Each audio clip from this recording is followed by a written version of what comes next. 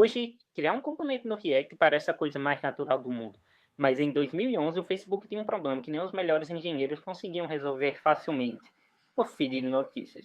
A equipe lidava com uma complexidade absurda de atualizações de tempo real. O problema não era só código feio, era performance e manutenção. Jordan Wake, um engenheiro do Facebook, começou a criar um protótipo chamado Fast.js, que viria a ser o React. Mas por que precisamos de uma ferramenta nova? O que estava errado com o jeito que fazíamos antes? Para entender o React, primeiro precisamos entender o mundo antes dele, dominado pelo padrão MVC. Naquela época, o tipo de arquitetura muito presente para o desenvolvimento web era o MVC ou MVVM. Imagine esse tipo de arquitetura dividida em três partes conceitualmente principais dentro do nosso código, onde é responsável por cada parte do nosso sistema: o model, o view e o controller. O model é onde os seus dados vivem. O view é o que você vê na tela. E o controle tem um papel que liga esses dois, o model ao view. Frameworks como Angular 1 e Ember usavam estratégias chamadas Two-Way Data Binding. Mas o que é esse Two-Way Data Binding, ou ligação bidirecional? Ela é considerada uma via de mão dupla. Ou seja, se o dado no JavaScript, que seria considerado aqui o nosso model, atualiza, então a tela atualiza sozinha. E se você digita na tela, que é considerada a nossa view, o JavaScript atualiza sozinho. Este tipo de fluxo em aplicações grandes ocasiona um problema chamado mutação em cascata. Para simplificar, imagine um grupo de WhatsApp da família, onde todos são administradores. O tio manda uma mensagem chamada churrasco às 2 horas. Uma prima não vai ver e vai mudar o título do grupo para cancelado. O primo vê o título novo e dispara um aviso automático. E em segundo, os dados mudam de tantos lugares que ninguém sabe a verdade. E no nosso código, isso significa que uma mudança na view vai atualizar uma model, que vai atualizar outra view e que vai atualizar outro model. E assim por diante. Isso em si é algo muito complexo e imprevisível enquanto desenvolvedor para saber a origem e sincronização da nossa tela e dos nossos dados. A solução do React foi impor um pouco de ordem. Eles introduziram o One-Way Data Binding, que é um fluxo unidirecional. Para exemplificar, é como um quadro de aviso em uma empresa. Só o chefe vai colar avisos lá. Os funcionários eles irão ler, mas se quiserem mudar, eles mandam algum tipo de requerimento. Ninguém vai riscar esse quadro e isso elimina a confusão de quem mudou o quê. Em código, antes do React, a gente vivia um dilema dentro do JavaScript. Ou o código ele era simples, mas destruía a experiência do usuário, ou o código ele era rápido, mas a manutenção era muito difícil para um programador. Vamos ver isso na prática com um cenário bem simples. Uma lista de comentários, onde vamos adicionar um novo. Analise esse código, que ele é bem simples. Nós estamos pegando o nosso elemento HTML, que seria a lista de comentários, retirando todo tipo de conteúdo que ele já existia, e percorrendo o nosso array de comentários e vendo os textos que tem lá dentro, que representa nossos comentários.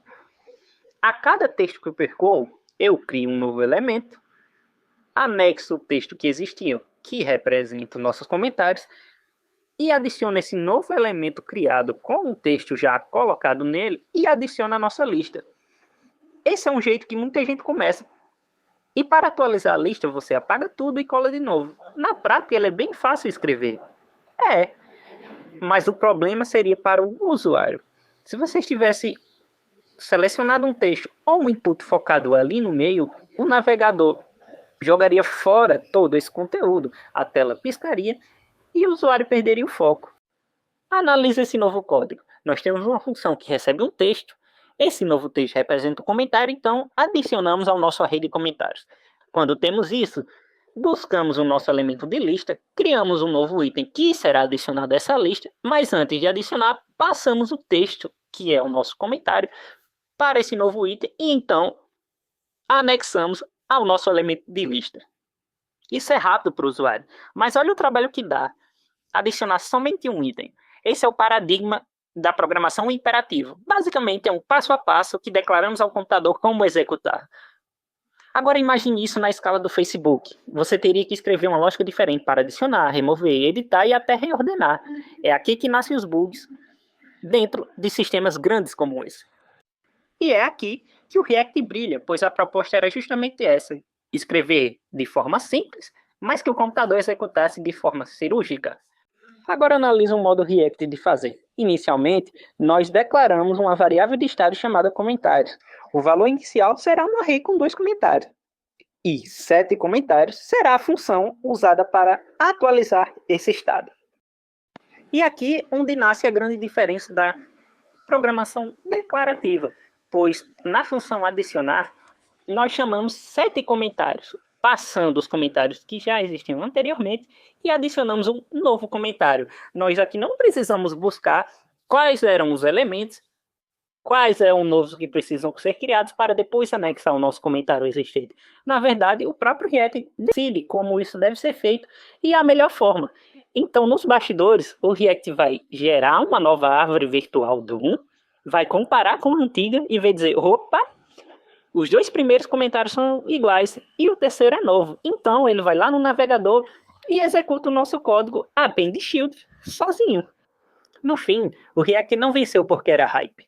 Ele venceu porque trouxe uma sanidade mental para o nosso desenvolvimento, já que o One Way Binding matou os bugs de estado imprevisível e o Virtual DOM permitiu a gente escrever código simples, de maneira declarativa, com performance de código complexo, que é uma maneira cirúrgica pro que estávamos procurando.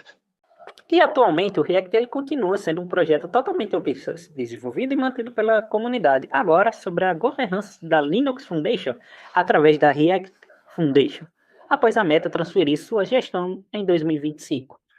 Assim, conseguimos continuar usando e desenvolvendo nossos sistemas web com esse tipo de pensamento declarativo, facilitando a nossa vida enquanto programador.